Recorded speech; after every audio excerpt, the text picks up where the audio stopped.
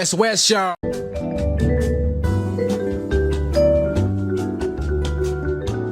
All right, welcome everybody to another Empty Out the Clip podcast, the EOTC. My name is Cam. I'm here with the brothers in the heart of West Auckland. What's up, Yush? Leti?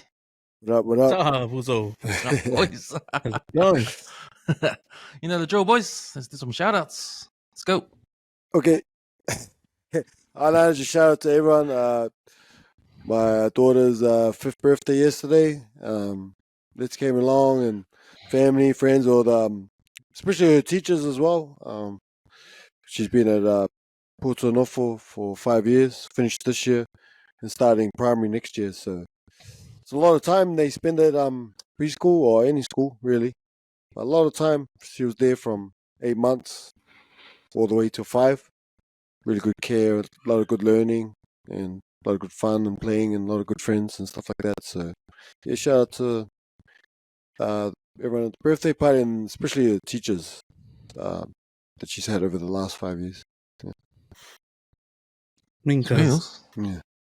Oh man, I have to start my shout outs with a bit of a sad Debbie Downers, but just wanted to send some condolences out to one of our close childhood mates, Christy Mangalongo. She buried the old man last week. We went and buried him out in Manukau Gardens. That's TJ09's old man. Lost his battle with some of the illnesses he was carrying for a few years. And another one's to the Out of Asylum family, the church band over in Sydney. They lost one of their bass players, Lupe Tolopapa. So yeah, real devastating knowing his talents like gone.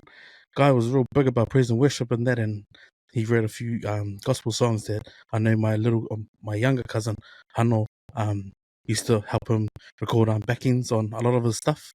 So yeah, real sad day for the Sydney family in Australia. But yeah, may his soul rest in peace. Another one's to my old rugby coach. He used to be the deputy principal of our school, Mr. Rob Sturch. So he lost his battle with throat cancer Friday. So there's a lot of condolences to his family. He's was the current Hastings Boys High School principal. I remember driving down, and so his sort of like farewell from Kelston into Hastings. But yeah, the impact that this Palangi guy, short Palangi bald guy, had on a lot of Pacifica people, yeah, pretty intense. Because like pretty much everyone that's made it big from probably like 1990 to right about 2002 would have all come across Rob. But yeah, Rob Stitch was a hard man. But yeah, may his soul rest in peace. Another one, to some happier shout outs to the TMO unit at Henderson Intermediate. Special shout outs to Tony Tau. Yeah, I went down and watched my daughter perform at the Pacifica Kids Awards for the school. And watching the Tupumaola perform after the Pacifica Choir and the Tongan group, I think. Yeah, the Tongan group. It's blown away, man. Like, these kids are talented, man. I almost felt like, because knowing how shy my daughter is and how she's real reserved at home, it's like amazing seeing a whole lot of kids sort of come out of the shower and perform the house down on Wednesday night. So yeah, shout out to all the staff at Henderson Intermediate. And my last two shout outs to my sister-in-law Trina. She brought my nephew over. It's one of those last minute trips over. So before he gets his mission call to serve in Ghana and submit his passport for a month, he managed to sneak in a trip over here, and we just enjoyed the week with him. We just said bye to him just a couple of hours ago. So yeah, that was pretty hard. Like I'm a sook when it comes to saying goodbye to the nephews, but now it's just appreciate her coming over to spend my mother-in-law's birthday, and as well as spend the last few days we could with him. So shout out to those two. And then yeah, and then to Yash's mum, Auntie Sala and Auntie Piaka and Uncle Kessa. Yeah, these guys are like my dad's siblings, really. So I remember growing up as a kid, like dad wasn't really brought up with his own siblings, but Auntie Piaka and that, like I was always at Yash's nan's house. So it was just nice to have a conversation with Auntie and then her bring up a lot of stuff that's, sort of been parked like way back. But it goes to show how sharp her memory is. So shout out to Auntie Sala and Auntie Piata. Because Uncle Kessa, my old man, would always refer to him as his brother-in-law. I don't know how you can refer to your cousin's husband as a brother-in-law, but yeah, I know Dad was always big on his brother-in-law. I guess I'll say. And then the last one's to all the listeners and the supporters, like sending us messages and giving us likes on all the streaming platforms. Yeah, without the support, man, there's no energy coming through the episodes. So yeah, and shout out to you, Cams, for holding it down for the network. That wraps up my shout outs, man. Nice. Shout outs. I just want to make a shout out to the newlyweds, Majolka and Telesia Schuster. Just got tied the knot yesterday. It was a privilege to me and the family to be there at the cousin's wedding. Shout outs to them. Also, shout out to Lorenzo. Okay, sorry, we've been MC. Why is the man MC at the wedding, man? I know those custom boys, they stick together, man, because, you know, they. Oh, yo. You know, because I think when Lorenzo was in the seniors, Majolka and the best man, Daniel, they're Form 3, I think. They just came through, so shout outs to those guys. Yeah, man. And also shout outs to all the listeners of the WesWes Network and all the listeners to the Empty Out the Clip podcast. Go check us out on our Facebook, Empty Out the Clip podcast Facebook group page. It's a private group page. Just answer the 3 questions, and the security guard will let you in. And then from there, you can post up on articles or post up some comments on the page, and we'll talk about it on the podcast. All right, boys, let's go for a new episode. How was your week been? Let's go, Yush. That was a good week. Had a good breakthrough. The kids, you know, I mentioned in the last episode how I've been getting angry at them and having those talks in the car and stuff, like wasting my time and things like that. But this week was a big breakthrough. Like Monday, we had T-ball, and like they just my older one can pretty much just go. Like we can go and she can just go train, and she's got friends and stuff like that now. And then my younger one, she's been a bit sooky, but this time, you know, she didn't cry, and she's like, you know, at the end of it, she's like, Daddy, I didn't cry, you know, and so she did it all and stuff like that. And then Tuesday we went athletics, same thing, because my younger one usually cries and stuff. She didn't cry and did it all, and it's usually my older one for that, because my younger one's 3, and then she's got a cousin who's 4, and they run in the under 5s. So my older one wants to run with them, but she can't because she's in the under 7s now. But she did well. Like she was a bit sooky at the start, and then she sort of got over it when she realized, like, we're trying to explain. So yeah, they did well. And then wrestling, my younger one did all of it. No sooky as well, and then she only cried at the end because she wrestled, and the girl like threw her to the ground. But that was alright because she hadn't had that before. So I was really happy. And then with the progress of my girls, I was like, oh, it's finally it's finally breaking through, and you know, seeing some progress there. So I was really happy with that. And then we had my older girl's birthday on Saturday, so it was really good to see all the family come through, Leti and the family, and everyone, and my wife's family, and it was a really good day. Yeah, the kids loved it. It was good feed, and it was just good times connecting. And then, but yeah, we were pretty smoked after it. But it was good to see. Let's catching up with mum and auntie and them. She's Auntie Becca's got like a lot of. She's got a book that she's got a bit of like family history and stuff like that. Max was telling me, so that'd be interesting to dig into. But it's just good to you know how like sometimes you don't catch up with family or friends and things like that. Like I guess birthdays, yeah, and same as you came, like weddings, like there's a good excuses to like get together and catch up, and because, you know, we all just get busy in our own like lives and things like that. So really good day yesterday, Saturday, to celebrate. So it's been a really good week, eh? And then I was looking forward to this because I missed last week. It's catching up with you guys, and then you know, it's just like we talked about before, a bit of a release, and a bit of a so it's been a good week. Praise the Lord. Mean, guys, mean. Yeah. Nah, man, I'm like you, man. I'm on a high with like just like the festivities for the beginning of this month and the end of last month.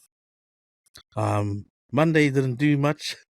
Tried to go lingy, but yeah, my body was like saying, just stay in bed, but the eyes were just looking at the window.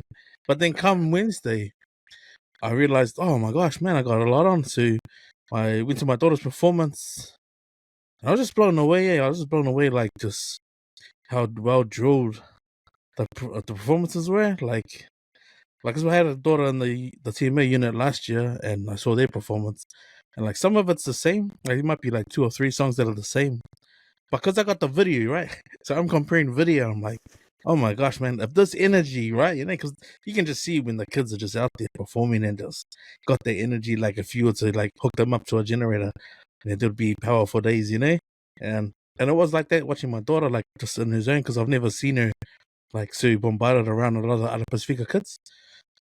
So shout out to Tony and that, man, because their performances they were bloody on, man. I was like so proud. Like I was so proud watching it and just being like, man, like in awe of all the performances, especially because they got like down off the stage and did the side of the hall, so it was almost like a floor show. I was like, man, if this wasn't a resort, like people would be throwing like money at the man. So good. So, my Wednesday was like that. Thursday, my 2 girls returned, and my sister-in-law and my nephew. So it was like a quick trip. I said to them if we couldn't come over, like, because Jan's a bit expensive to travel. So I just said to my wife, how about we just pay for them to come over, man, He doesn't have to ask. And yeah, man, within an hour, the sister-in-law said, my nephew's got a hand in his passport, so if we were to come, we'd have to come like tomorrow. And I was like, man, make that happen. And they showed up. So they made it here on Wednesday. Wow. As well as having the performances and then carrying over on Thursday. So they beat Nikita and my other daughter back home. So it was good that, they all arrived on Mum's birthday, and we celebrated my wife's mum's birthday at the Raza on Thursday. And on Friday, they had the Port of Auckland's Christmas party. Was at Rainbow's End. So it was another Rainbow's End fun night. Live band. I just crack up because my wife just complained about all the food. Like it's never a Port of Auckland do if my wife's not complaining about the food. But they welcome the feedback, so it's good to.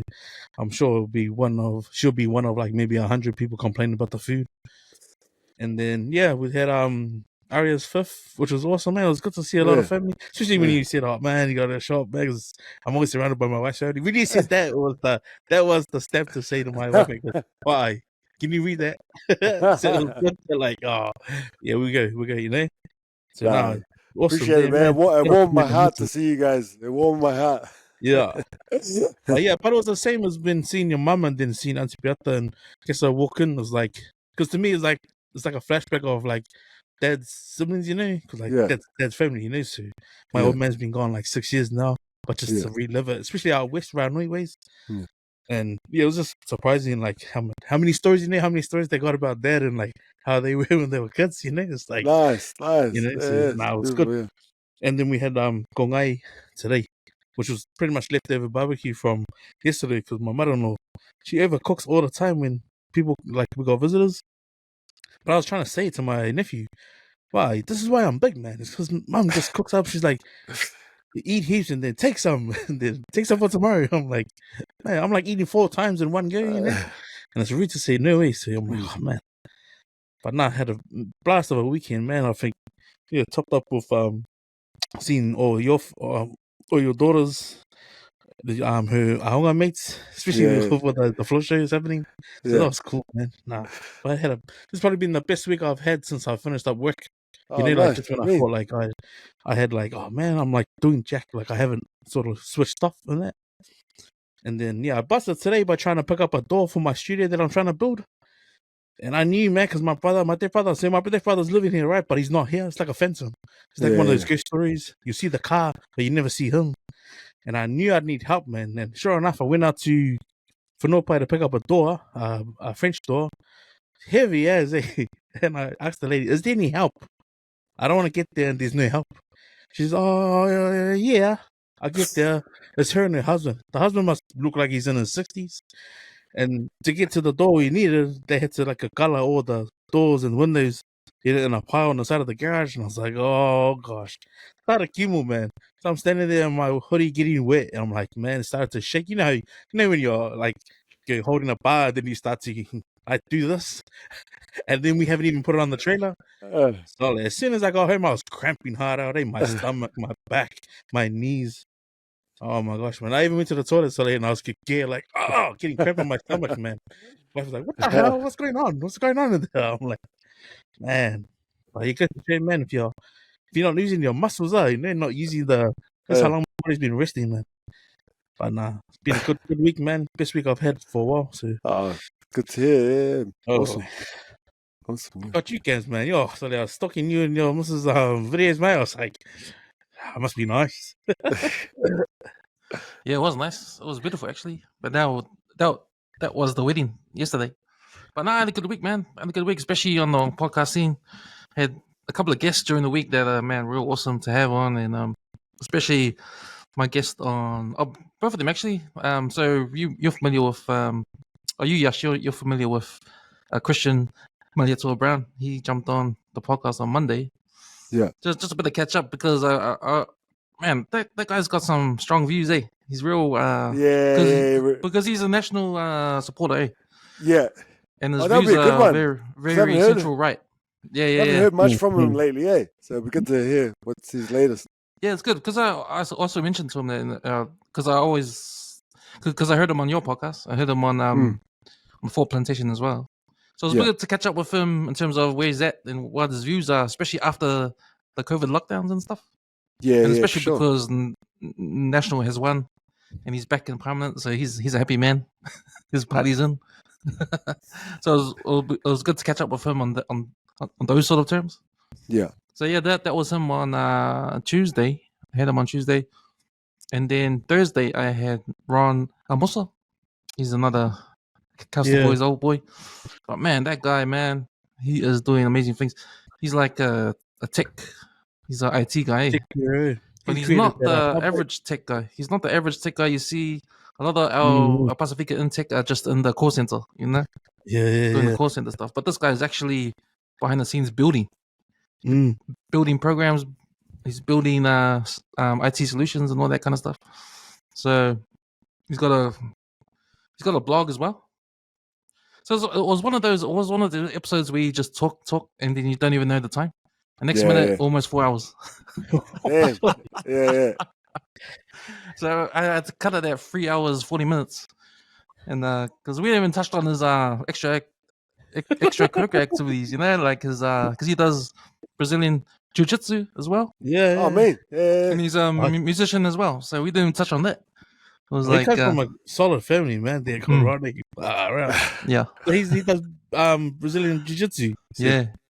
Damn. Yeah, so we didn't get to touch on that, you know. But now we had heaps to talk about, and it was an interesting conversation. Talking about AI, the future, but he's more concerned about our people in terms of we're not in these jobs, these kind of IT jobs, because these are the future jobs, eh? And he's like the only Pacific Islander like up there. Yeah. And he wants more. So he's got a bit of a charity run program for kids to learn IT. So he's opening up in Avondale. I think it's called Pacifica Tech Education Charity. So he gets kids from school after school, half an hour class to help to learn how to build a computer, learn about programming and all that kind of stuff. Yeah. So sounds good. So he's doing that with the kids. Yeah. But he's doing it. But I asked him if he's doing it for the sake of doing it. But his motivations behind it is more on getting those higher paid jobs. Because I told him, I remember in the Herald earlier this year, they had a list of the highest paid jobs in New Zealand. Like jobs like you don't own anything, you're just a worker, right? And at the top of the list is IT architect. So someone that Ron actually is. Oh, wow. You know? True. Yeah. So I think it's more to like that kind of, I think, get a high paid job. So because with more money you get more opportunities to do more stuff. You know, like you can start your generational wealth. You can buy a house, you can buy a car for your family. To help support your family in that. I think that's the yeah. You sort of put it next to like being like a NRL player or Super Rugby player. Like this academic version of that. Right. But no, man, that will come out tonight. I got it on schedule. Come out 11:30 tonight. But you can check out the Christian one already. It's out now. Or it's not. Oh yeah, I'll check that one out. Yeah, just see what his latest is.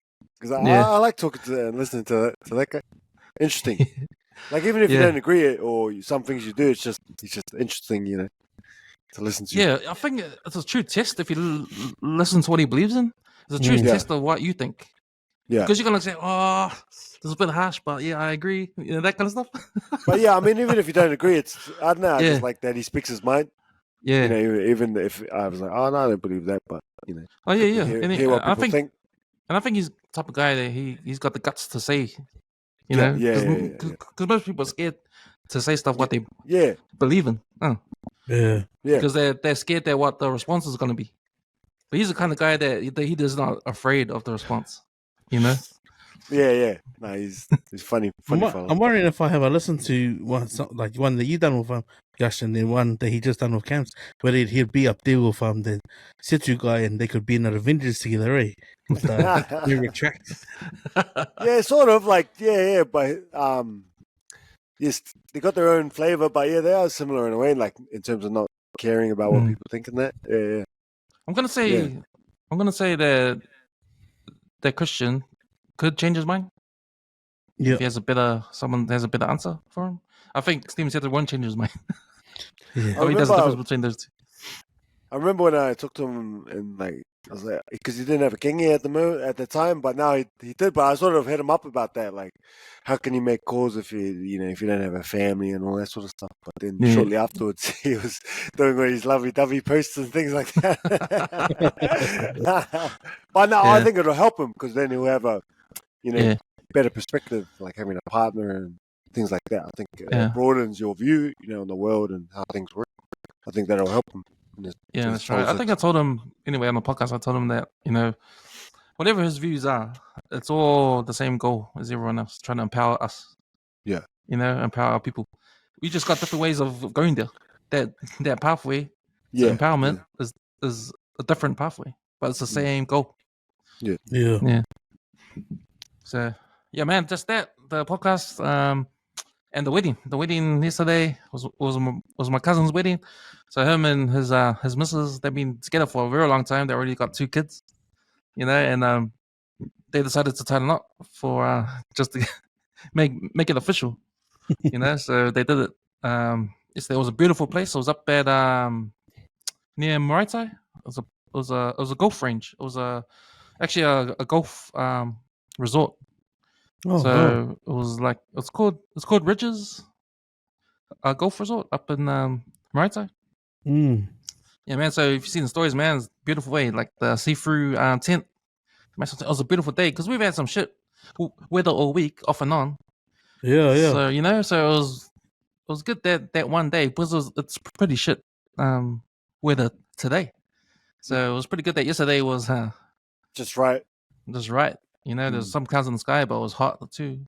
And I think about being in that tent with the clear tent, man, it was just hard, eh?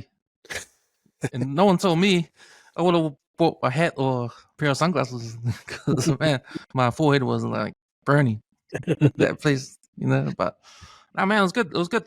We didn't stay there because you could stay there if you want. So a lot of the people that went to the wedding, my sisters and some of my other cousins, they got rooms. They got rooms at the place, so you could drink all night and just go crash out. Yeah. But I didn't do that. I decided to come home, so came home. But then I looked on the stories and people, having breakfast at the place, just to finish the event off. So that was good. It was a good venue. Nice to see a band. Man, I love weddings with live bands, man. Yeah, bro. Have to, man. Have to, bro. Have to have the band, eh? You can have a DJ, but in between when the band is having a rest. Yeah. But man, the main segment has to be a band, eh? Different CK, different. It's like different levels, eh? Different levels of excitement. I might do a food review on this place because I know the catering was from this place, so I think my food review will be based on that. Mean. Yeah. Nice. All right, boys, getting on topic. So the smoke-free law thing. So from what I understand, because I think it was Labour that changed the smoke. They had a plan to have New Zealand smoke-free by 2025. And to do that, they're gonna put the price up of cigarettes every single year. So when I was smoking, a pack of 20s cost less than $10, and then now I think it's $40. So it's like times it's like gone up 400% or 300% now. But I think it's working because, and plus with the vapes that are out now, people are starting to switch to vapes. But I don't know, man. We talked about this earlier, but if you have family members who are still smoking cigarettes, whoa, $40 a day, man, that must hurt the pocket, eh? And that's a good way to make people stop smoking, eh? Because I know that a lot of guys I know, a lot of people I know, stop smoking just because the price was so high. Yeah. Or switch to vaping. So I think when I quit smoking, packets cost $15. So I got out pretty early in the whole thing. But there was a statement during the elections that Chris Luxon said. He said that with the current non-smoking policy the Labor put out, you're only going to see one shop selling cigarettes in the whole of Northland, which is crazy because then that shop will have to be set up like Fort Knox because everybody will be trying to get at that shop, stealing all the cigarettes and that. So that's a bad. But then it came to light today that no, that wasn't the case. The fact is that actually, if the labor laws come to effect, I mean, if it'll be 35 stores, not one. So he had to backtrack on that. But the other thing was the tax thing. So they backtracked on the tax because I think you got to be a certain year. If the rule was if you're born a certain year, I can't remember what the year was, then you're not allowed to. Shops aren't allowed to sell you cigarettes. Jeez. That would work, though. I think that would work. Yeah. But National has backtracked that because they found out that they can't afford the tax cuts because they promised us tax cuts. Yeah. And so now they've done the numbers and said, oh, no, we can't afford it. So we won't have that rule. So you can still buy cigarettes. They'll cut out that cutoff point. So people can still buy cigarettes because that tax money will help, the tax cuts. Yeah. Yeah, so they backtrack on that. You guys got any thoughts on that? I thought like phasing them out is good because I guess like people who are really addicted and that, and they can still get them, but then eventually phasing them out. So yeah, they're not here at all.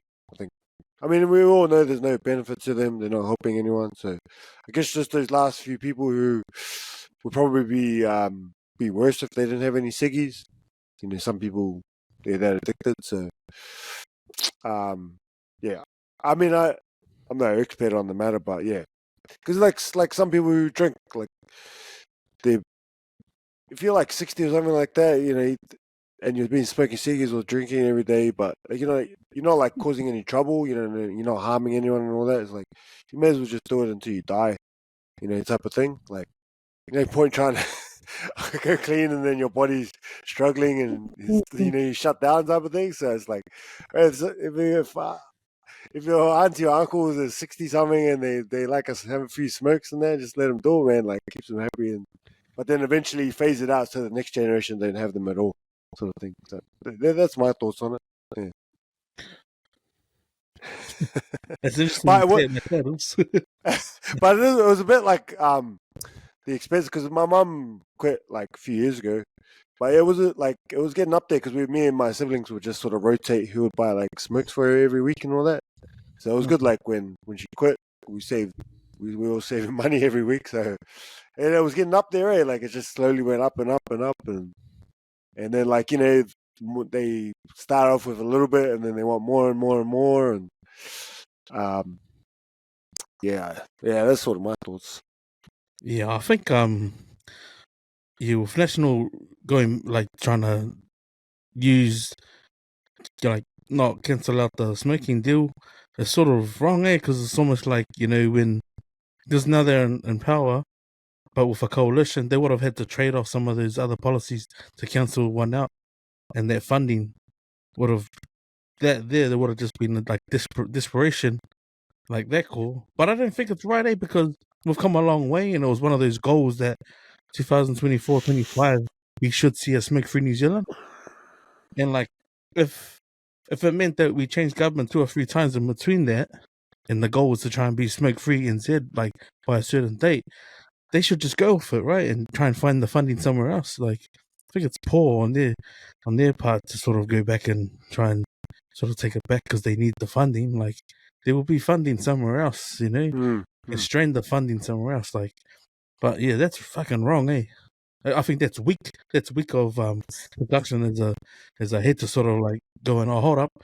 Because that was from like Helen Clark back then. Like I remember them saying, you know, we want to be smoke free. But then the introduction of fucking vapes, it doesn't help because now you got a whole generation addicted to vaping, and that's gonna be even tough. So if they go back and push the date back just to have some funding by having it on as tax money, it's just gonna fucking make a whole nother. It's more of just adding on to the addictions going on with vapes. If you can sort of get what I'm getting at, because of smoking, like we're gonna be smoke free. Like say they put it back 2026.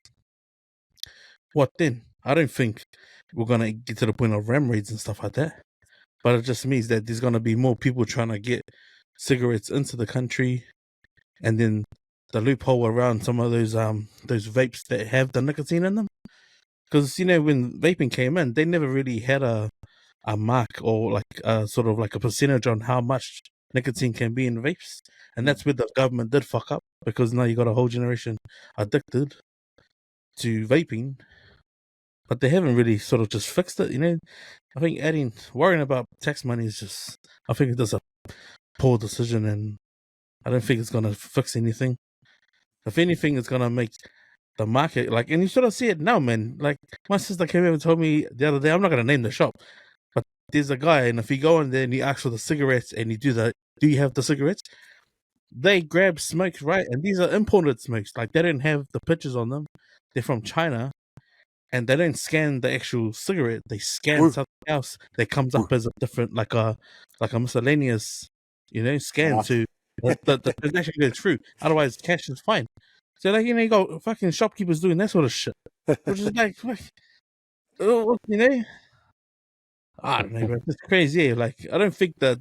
Well, if you compare how many deaths are caused from smoking in terms of that versus alcohol, I think you're better off going like bringing the alcohol content down than trying to fix the cigarettes. But nah, yeah, the plan was working, man. Like if it came to saying we went from like $10, $15, and then he tapped out, like that's too much, bro. We should be going 60, 70 straight away. You know, if you're gonna say okay, we're gonna do a tax on it, don't get them at $40. Fucking start at 70. Like let's get $70 for a 20 pack, and we'll see how many people can afford it. Because then that's gonna show you like, okay, this is a problem in New Zealand. Like, you know, we can put it a few years back, but fucking charge you one arm and a leg, man. I get annoyed when I'm sitting in my car at the lights, and then someone's got their fucking arm out the window having a fag. You know, in the traffic. I was wondering, like, bro, I hope you die of cancer, motherfucker. Fuck. Of all places, mate. The free air, you know. And I think the secondhand smoking was the biggest issue, eh? I remember, like, over all the statistics. Yeah. So I don't know. Like, it's annoying just hearing that, eh? Like, man, we're on the right path. They got to get rid of the vapes too, because like I don't know if Aussie have fully like stop bringing them into the country. Is that right? Did Aussie cancel vapes? I'm not sure. I heard they had, but I wasn't sure if it was true, if it was just talk or not. But they got to cancel the vape somehow. Eh? I know it's bringing a lot of money and stuff like that, but it's just going to be a similar sort of thing to the smoke. Like in terms of the damage it's going to cause in future, yeah, and like you said, there's going to be a generation addicted, and then it's just going to run rampant and do similar things that the smokers. We just replaced ciggies with vapes. It's like this. It's going to be similar problems. It's like dumb, man. Like we're doing the same thing. It's attractive to young people, like even old people too. Like, yeah. But I don't think the government realized like how much vaping was going to be a trend. Yeah, man, it's like there's more kids vaping in schools, like than ever, like and as young as primary school. Like that's fucking ridiculous, man. You didn't see kids trying to spark up a cigarette with a box of matches in a lighter somewhere. Like that's just gonna set the alarms off, right? But I mean, if you could vape and you know you can hide the smell, it's like, bro, kids will do it. Yeah, but I know it's just a poor start to the government, man. That's all I can say. Shit. Yeah. So just looking up Australian laws, so haven't put a ban on the whole thing. So they just banned disposable single-use vapes. Yeah, Oh, that's okay. right. They've banned those. They've also they've also got some rules. So they need child safety mechanisms. They need to have removable batteries, and the nicotine can't exceed 20 milligrams. Oh, well, at least they're trying. They got some stuff in place Yeah. to make it a bit harder and you know, keep control and keep track of things. Yeah, that sounds better, man. Like we usually follow Aussie, like we usually follow suit. So I think they're sort of ahead of us, eh, in terms of looking Yeah. after. But I think they're way ahead because all my mates that smoke the disposable ones, like they can buy handfuls of them, you know, and they just have them in their pocket in the car. Because when you got the proper ones and you start using the bottle, giving the coils a clean, bro, that's time consuming. So that's that's what puts people off trying to go like that and then Yeah. measure how much is in your, you know, your machine. But yeah, fucking New Zealand, bro, we're delayed. As soon as that law came into Australia, they were looking at all of the Kiwis. Like, do you want to buy all of this, bro? And all the New Zealand shops were like, yeah, fuck, whatever. No, it's like, bro, fuck, bro, we just grab the crumbs from fucking Australia all the time, man. Yeah. But that sounds good what the Aussies are doing, eh? Sounds good. Yeah. Man, it's annoying like ciggies and like vapes because you know when you're like playing cards or some shit and then like hold on, I'm just gonna have a quick vape or like a quick ciggy. Right, we're like right in the middle of a game and you can't just stop for your addiction, man. I don't give a damn about yours, you know. I'm just about to win and then you're like, I'm gonna have a quick vape. The little shaking hands and stuff is like, or like we went and played tag on a couple of weeks back and like. After games, people have like a vape and stuff. I'm like, it can't be that bad. That you need, like you have to, straight after the game or something. Like, oh my goodness, you know. I thought it was more like when you're chilling out, like you know, you're just relaxing. Oh, you have a little vape or something. It's like just after straight after the game, it's like, man, this is bad, eh? But it's annoying for those who vape and smoke. Don't do it when you're playing cards or games or when you're hanging out. You're having a good conversation. You're going like me and chat, and then hold on. I'm just gonna have a. It's like what? You just break the energy, the vibe, you know. If I'm gonna go have a vape. Like, oh man. Man, I'm sick of these front end solutions to problems in society. You know what I mean? Like, of course, the problem is smoking in itself. Smoking kills, man. You know, and you can say alcohol kills too. Yep, as well. But smoking kills, man. And so the problem is smoking itself. But you got to wean people off, right? You're right, Let's the putting up the price every year has weaned people off smokes, like putting people away from spending all their hard-earned money on cigarettes, you know, just for a bag, and but you know that's taking people off. And sure, they're gonna go to vaping, sure, but you know, there hasn't been any studies out. I don't think. Oh, there's been 1 or 2 cases around the world. Someone has died from a vape. It blew up in their face or something like that with the battery. But yeah, but because when I think about the whole drama around smoking and the tax law and all that kind of stuff in National Party, it's still the same thing, man. If you don't smoke, what do you kill? You know, if National Party say, you know, if they're saying what they're saying, oh, don't worry about that law. We'll just because we need some more tax money off the death of the people that are still smoking. You know, it's like that's not solving the problem, man. You're just worried about your tax. Yeah, that's exactly it, man.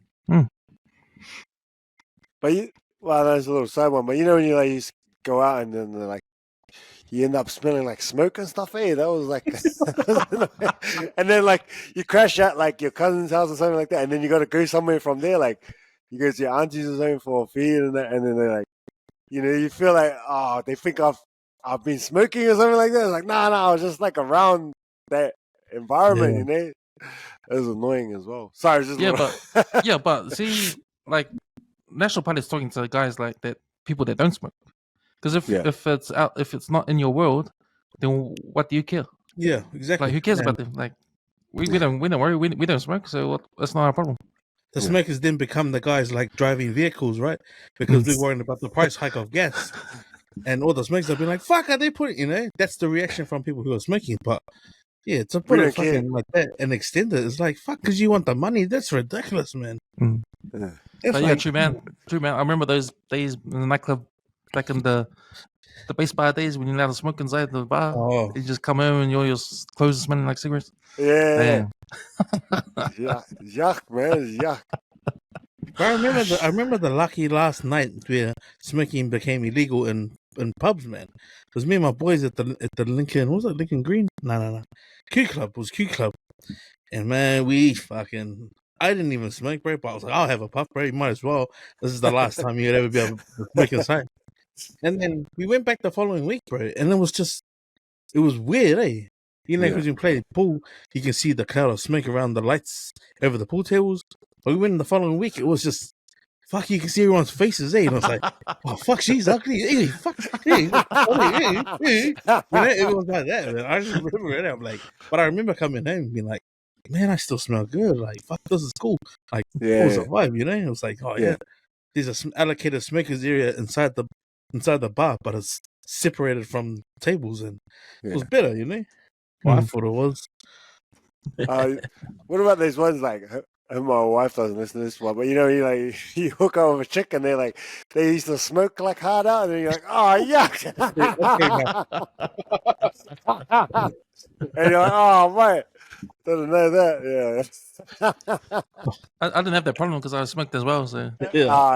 Oh, it was even, yeah. But they need to bring back those smoking ads, eh? You know, I remember it was the moldy one. They're like, yeah, bro, when I see a pretty ass girl walking down the street, as soon as that fag hits her lips, oh, it's game over, eh? It's all over, man. You need to bring those ads back, I remember that. Like a teen ads. Okay, moving on, boys. So, we never talked about this last week, eh? So, Michael Maguire, who's Kiwis coach, who did a fantastic job with the Kiwis. We won the Pacific Championship this year. We delivered a hiding to Australia, the Kangaroos, which we've never done before, 30-0. You know, send the praises of the whole of New Zealand towards Michael Maguire and his team and the Kiwis players themselves, you know. I think we touched on the game and how they won and why they won, and Yush, you said you thought they were going to win. You know, these are guys in the team. These are guys in the team that are in good teams in the NRL. You know, in top teams. These are top players. They're going to give Kangaroos a run for their money. They didn't show in the first game, but they didn't have to because they were automatic in the final. But that was enough to get the sort of experience behind them as a team. And it was Michael Maguire's job to direct that team to a win, and he did. Well, he's gone now. He's gone. He got offered the job to replace Brad Fittler to coach New South Wales from the State of Origin next year. The Kiwis let him go because the Kiwis gave him an ultimatum. They said, hey, if you want to go, but you're not going to coach the Kiwis at the same time. And he chose New South Wales, so he's gone, which angered a lot of the New Zealand Rugby League fans. You see on social media some of the posts thinking, "Come on, man, you can do both. We need you." Blah blah blah. You know. So I don't know if you guys were part of those posts on social media about Michael Maguire, but now I see on social media that Wayne Bennett has said in the news saying that he wouldn't mind coaching Kiwis if they asked him. You know, and automatically I'm thinking, okay, I'll put a post up saying, Maguire who? God damn, man, come on down. Wayne Bennett, come on down. Absolutely 100. Fuck Maguire. Who the fuck is that? Bro, he never fucking scored any points against Samoa. I think, good on him. It would, bro. I purely simply think it would have just come down to money, man. New Zealand fucking Rugby League couldn't match what they could pay him. It'd be stupid for him to sit there, take the job, and then realize, like, oh, hold up, where's the other zero? Like, it's a figure, it's fucking like a whole 10,000 figure, like, below what I'm getting paid for the Blues, you know? But, like, I think the Kiwis are in a good place without him anyways, man. Like, that team that they had on paper against the tour, even before the World Cup, like, there's so many players to choose from. Like, New Zealand Rugby League's in a good place, man. And, like all things, man, when this guy is finally seen the light, like, oh, I'll be the next Australia coach, hopefully, after winning a test series against Queensland, which is never going to happen the next 4 years. But it will just simply fall down to, bro, he's not. He's probably someone's bigger and better is gonna walk through the door, man. Like I wouldn't be surprised if we get like an Andrew Johns putting his hand up to say, "Oh look, I wouldn't mind being assistant coach to Wayne Bennett, man." Like I think that's probably what's gonna happen, you know. So yeah, we don't need Maguire. Maguire who, man? Yeah. I think with what you said, Let's was the players, right? I mean, who doesn't want to coach that group of players? Yeah, You know, I think that's the yeah, draw exactly, card man. for coaches to come to the Kiwis. Huh? I Yeah, think that's man. what Wayne Bennett sees because he's coached the Kiwis before and he won the World Cup when he Yeah, was the technical advisor. Huh? No, he wasn't coach; he was technical advisor. When they won the World Cup. And like if you're gonna touch on like who could come into a space, right? Like after that one test, like whatever that mini tournament was, if you're gonna come over, take over the coach who just did that, well, you got a coach who did one better. You know what I mean? So it's like it's not like he won them the World Cup. He coached them and they didn't win the World Cup. So if you had someone like Wayne Bennett come through, or even if he came in as a senior advisor, fuck, you know, it'd be someone bigger and better and probably just as respected by the players. And the New Zealand public would be, oh, that's right, he coached the Kiwis, eh? I don't think it would. Yeah.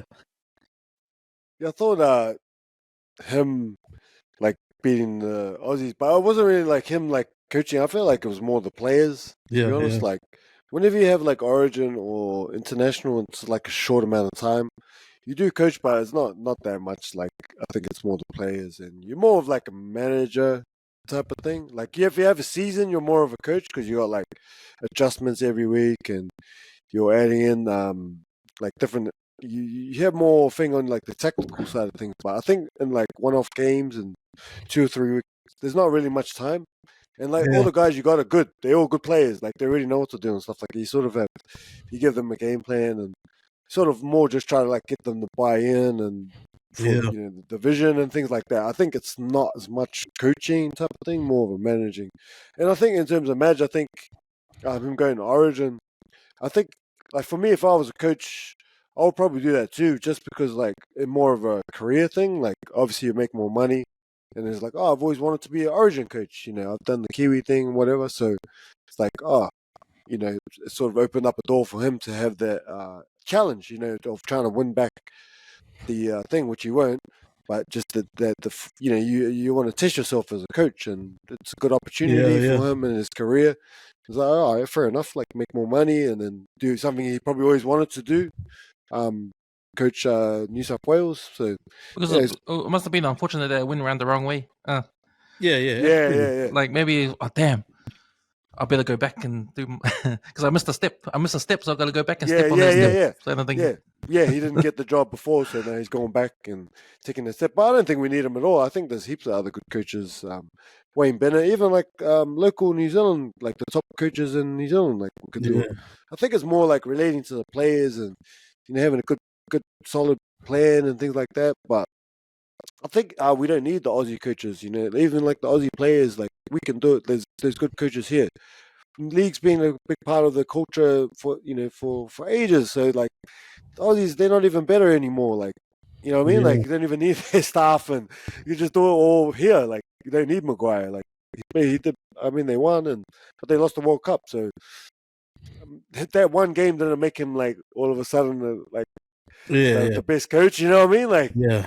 I think it was more the players. Like it was Fisher Harris and all the other guys you brought in, and you know, they had their brotherhood, and it was more like that stuff. To me, in my opinion, is less as what he did. But yeah, we don't need Madge. You know, if he stayed, he stayed. But we don't need him. There's other good coaches up there. There's plenty. Wayne Bennett would be great, but I think there's even other guys in the local ones would be good as well. Because I saw they banded around Stacey Jones's name. I don't know about Stacey, but yeah, he could be a help, like you know, because he's usually more of like assistant, eh? He seems to be good, like in that capacity, but he hasn't had good success as a head coach, eh? Or club level, yeah, for the Warriors, yeah. But I think, like I think as Kiwi players who have chosen to play for the Kiwis, I think guys like Stacey, like you know, remember Stacey's feats are like fucking. He was the icon of the game. from the late 90s to the 2000s, like he was on the cover of the PlayStation games and stuff like that. There would be a generation of those guys that in the Kiwis now that would have their respect for Stace if he was to put his hand up and go for the head job. But even if he went in and he was like an assistant coach, he'd still get the same respect, because he's a legend of the game and who he is to rugby league in New Zealand.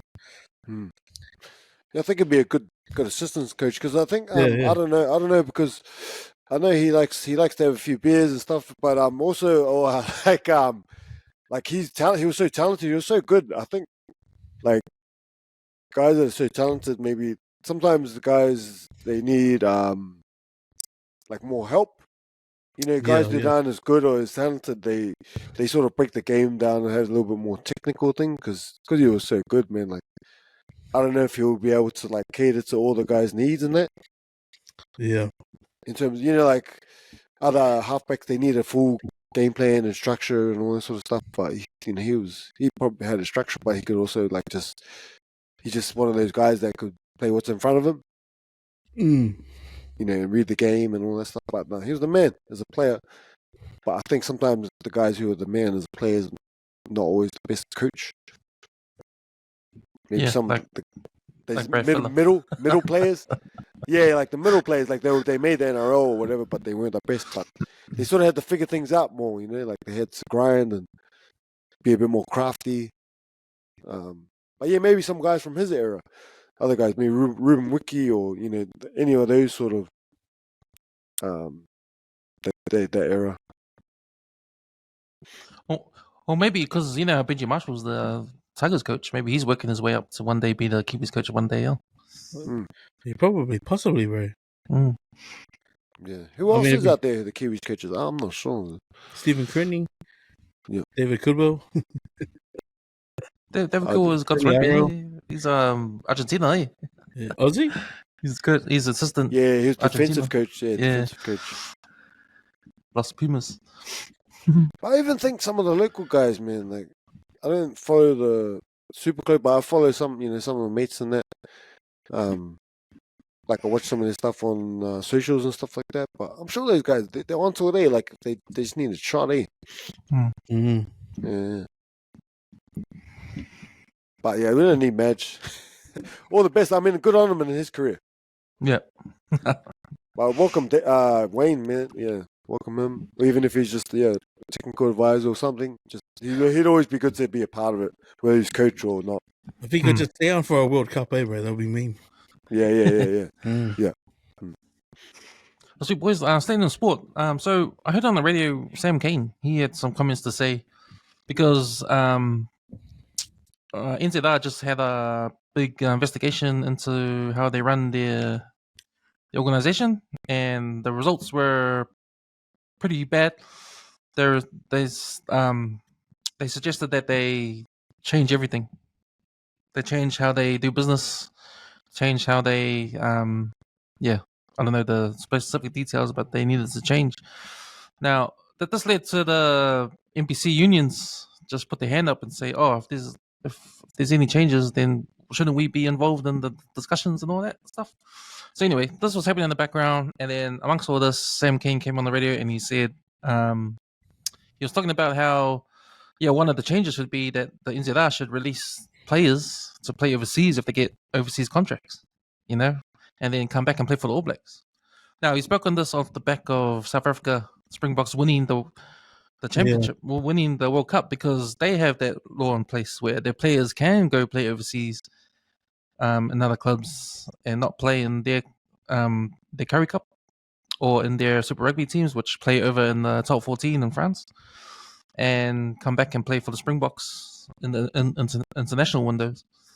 And they've won the World Cup, so off of that, why can't the All Blacks do that? Why can't the top players miss Super Rugby and get more money going and play overseas, coming back and playing for the All Blacks? Now, a good point of that is that in New Zealand rugby perspective of paying your players, you don't have to pay your player. You're saving money by not paying your player because the other clubs overseas is paying for him. Yeah, absolutely. You're not paying his Super Rugby salary because another club is paying for him way more.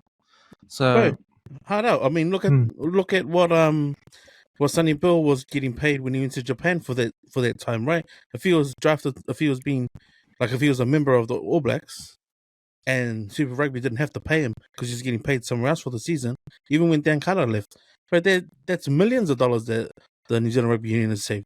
They'll just have to pay him for his legal contracts and his game time, right? So yeah, it's surprising that they haven't tried to review that for however many years. I think they've been too loyal to that. We'll make it fair for everyone that if they play in New Zealand, they pay for our franchise here. Then it's fair game sort of for the guys trying to fight for those jerseys. Because the other thing was, if NZR has to fork out money salaries for every single player that plays in New Zealand, plays for the Blues, the Hurricanes, everyone, even NPC, like if you change the structure around so each of these clubs are privatized, like some of the clubs in the NRL are privatized. Yeah. The NRL is only responsible for the competition, and I think they're responsible for a couple of clubs, Brisbane Broncos, and maybe 2 other clubs in Sydney. I think they pour some money into those clubs, but a lot of the clubs in the NRL are privately owned, though. So I think if they adopt that kind of thing in Super Rugby, then I know you might get more money coming into the clubs like the Blues and Hurricanes and stuff like that. But I think NZR is in a position where they want to be in control. If they do that, they lose control of these clubs and probably lose control of these players. Yeah. But then I don't know if the investigation they had to change the way they do business, maybe because the world's changed, or maybe that's the way other competitions run their competitions, and New Zealand needs to catch up because they're far behind. So yeah, it's interesting. But how about you, Yash? What's your take on all that? On New Zealand players leaving the country to play overseas and coming back to play for the All Blacks? Yeah, I've always thought that it would be best if they could play overseas, and you always just pick the best team, whether they're playing overseas or local.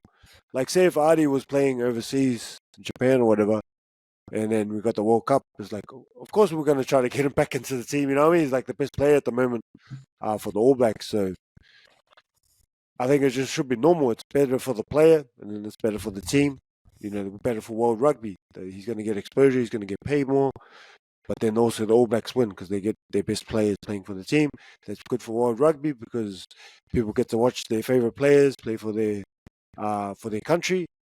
And so I just feel like everybody wins, whether it's the player, or the country, the clubs, that type of thing. So I thought they should have did this ages ago. It just doesn't make sense, but to me. But yeah, I think it's been set out like it's complicated, but it's not. Like, you always just want the best players on the field, and for the players to be happy. They're going to perform better. They're going to, it's going to radiate to their teammates and wherever they be. If you're controlling them, they're just going to get pissed off. If you say you can't play here and there, whatever, you got to stay, and then they're not going to play that well. Their overall well-being is not going to be the best, and they're not going to perform. So keep them happy. They're going to perform. Clubs happy, crowds happy. Fans happy, yeah. Everyone's happy. Oh, if I can add, I think even before that, like how Ari couldn't sign their Nike deal because of the All Blacks ties to Adidas. Like even like changing stuff like that, like start with those sort of things first. Like if it means that guys can't be ambassadors for other brands because of the All Black jersey, well change that, man. Because like that's someone's cash flow, right? Like the window to play elite rugby union in New Zealand is fucking so small. That's why these guys are chasing the bill overseas. So if they can start with little things like that first, and then maybe look at how many guys would leave the shore, because then the competition will be weaker, right? Like Canterbury will probably start losing, and then Auckland will actually be seen as the best, because of the pool of talent that there is here. Yeah. But if they did like draw it up, contracts where they said, like, okay, this is how much you can, like, this is how much time you can have away. Because I reckon if they did do it, 2 years should be the max to make it fair. Because our other problem is sort of like, it's a good thing though, is that because we have so much talent here, 2 years is a long enough time to sort of be like, all right, we got another Ari Severe coming along. and then maybe in that year and a half before World Cup, he might not be the inform, but then he'll gradually start. When we have these test matches, he might start. Okay, that's why Artie's our number 1, number 8. If you start like giving guys an opportunity to fill those starting jerseys, and like competition's a good thing, right? Like this is the first World Cup like we had all positions covered, and it just happens to be the final game that we checked, But I feel like for Sam Kane, to be honest, like that's come on, mate. I mean, you've been nursing this injury, so-called injury, and came to the number 1 game you needed to perform, and he beat your pants, man. Like he didn't deliver, bro. Like the simple. So I think it's time to look past him. He's dusted, bro.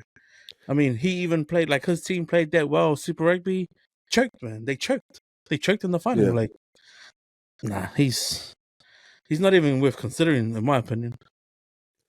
I think like it'd be good like from a spectator point of view as well. So imagine if like I don't know, Adi played with Sia Kolisi's South African team. So you got like the 2 best flankers on the world. Yeah, we're gonna be like, let's see what that South African team's doing. Or if he came over here and played with Wellington. With and so they're gonna be watching like our game. So I think it'll be good for like the game of world rugby, like or if who like some of the best players from other countries, like the Matera, the Argentina captain, when he came here, I'm sure some of the Argentinians were tuning in to watch the Crusaders just to see how he's going and things like that. Yeah. We'll work vice versa, like with our players or French players coming over here or our guys going over there, and then we tune in to see how's these guys going. Mackenzie goes over there and maybe another player, and we're like, how are they going in that team, the Irish team or something like that. So I think it'll be cool for like as a fan and a spectator, and then they come back and play for New Zealand, and then all their friends are playing for Ireland, and then they play each other. They're like, Mackenzie just elbowed his teammate from Ireland, his club mate.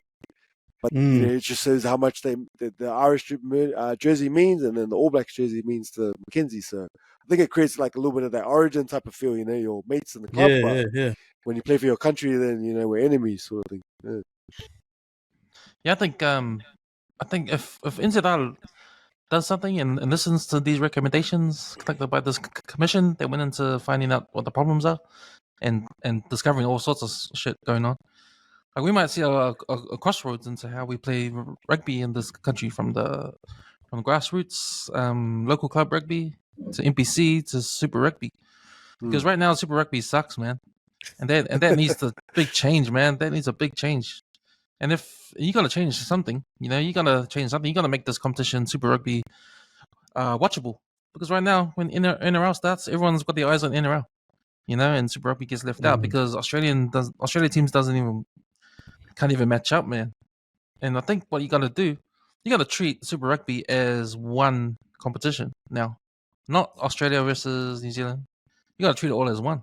And I think you do that by spreading the players around. Yeah, I mean, no longer you can't have Auckland. Aucklanders play for Auckland, or the Christchurch people play for Christchurch, Canterbury. I think you gotta have a salary cap and spread all the talent around. Yeah.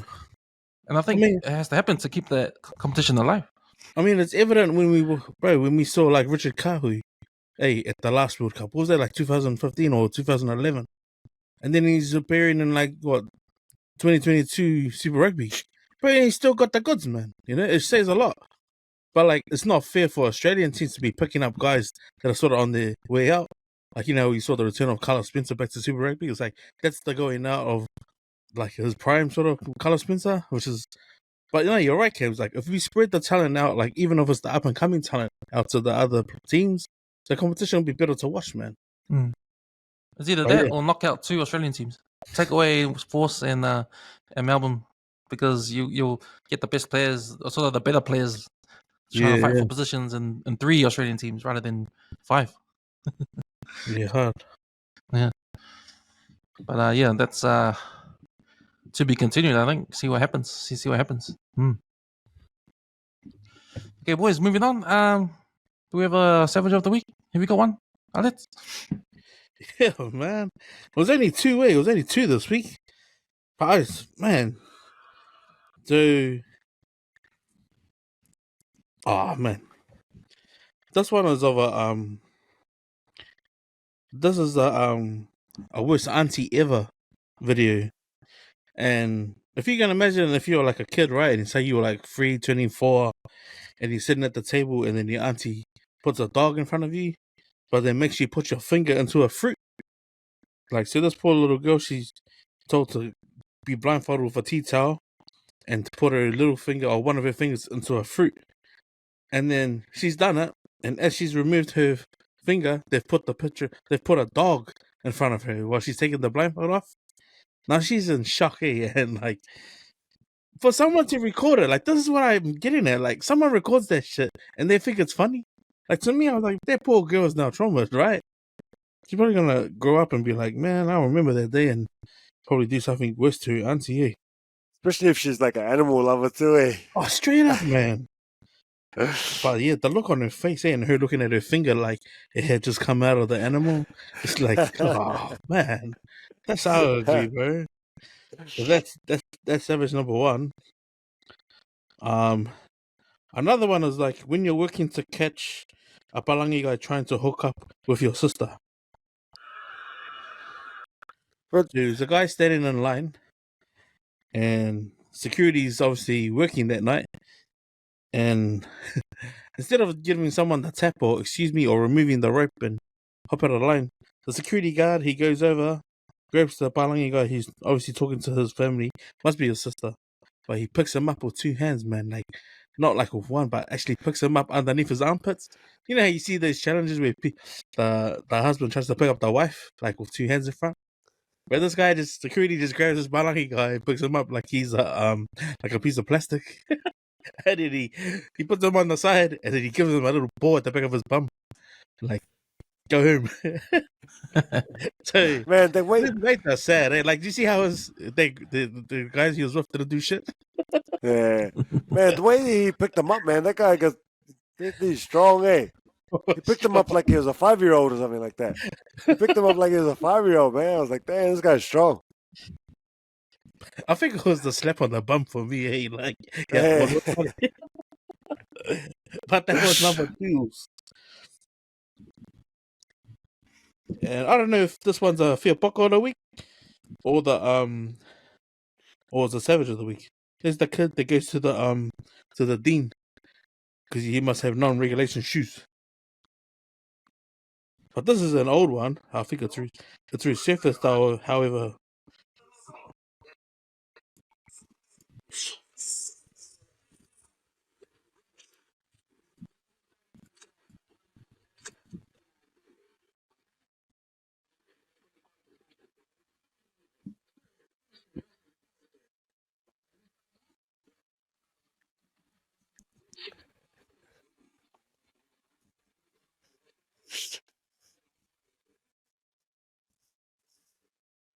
Oh, mate.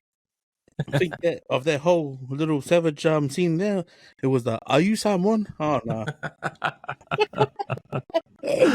are you someone? Damn, it's like saying if you're like when you're kids and you go, "Thou shalt not say the Lord's name in vain." That is like one of those moments. It reminds me of a joke someone told me. Yeah. You never see Samoan soccer players. Oh well, we did have one, Tim Cahill, but you never see flux of Samoan soccer players playing top soccer around the world. Because what you have to do when you have to fake an injury or fake a foul play, like the families of that Pacific Islander will be like, "What the hell?" Yeah. Embarrassing to the family. Yeah, it reminds me of you know how we used to like say like toughen up or don't be soft. It sort of got phased out, eh? It sort of got phased out, but I'm bringing it back, man. I've been telling my kids like don't be soft and toughen up and stuff. I'm bringing that back, man. We need to bring it back. It's too much feelings and stuff like that. So I tell my kids they fall over and cry. I'm like, hey, get up, toughen up. Yeah, don't be soft, stuff like that. So. I always say, walk it off, walk it off, walk it off. It's like, man, it's just a little craze or something like that. You'll be right. You're not gonna die. All right, boys. Shall we go for a food review? Who's got a food review? Yeah, man. I for my mother-in-law's birthday, father-in-law took us down to the RSA Swanson. So shout out to my boys Punto and Elliot. Like we always go to the Tiaratu RSA, and like me and my boys always say, "Fella, man, you should go and roll at the Henderson RSA or the Swanson RSA." But they always banter back and forth because my mate he went and got one up at Tirirangi, and it's supposed to be me. I've either got to go and roll at Henderson or Swanson Riser, but I didn't want to go do it and then get there and be like, "Oh, stink." So fortunately, my father-in-law got us in, booked us a dinner meal, and man, for price, bro, I swear to God, bro, like $36 was the most expensive meal on their menu. And that's so you can get I think it's the standard meals, which is like either shaved ham, beef, and pork, the cavalry, and that's pretty much, you can help yourself to almost, I think it's like 15 different sides. So you got broccoli, beans, pasta, baked potatoes, and I think a couple of stews, and all the green salads, other steamed veggies and that. And then on top of that, so that's $30. That's just their standard, the cavalry. So, and you can get yourself like hot chips and I think one more other thing, and like sauces. So, or you can go up as many times as you want if you spend $30. But then you can go to the other menu and you can get like stuff like a sirloin steak, lamb shank, surf and turf. You can get like a chicken breast. You can get that, and that might cost $34. But you can still help yourself to all the side dishes as well, just not the meat. So I must have went up there like 4 times. But for value for money, man, like that's real good. I've been to Tiaratu. They sort of have like a set menu, and like when I compare price, because we always get like sides, right? We always get like side of fries, which is another $10 on top of like a $23 meal. Like value for money, man. Like that's to go and get yourself a dinner table at RSA Swanson, man. Like I don't know how much the drinks cost, the jugs cost, but in terms of meals, like out of 5, my sirloin, my lamb shank, mashed potato, and gravy, out of 5 is a 5, bro.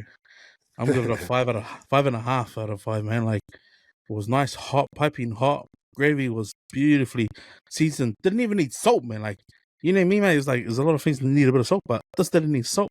And because the fact that I could get like the steamed cauliflower and pasta and fries as well, on top of what I already had on my plate.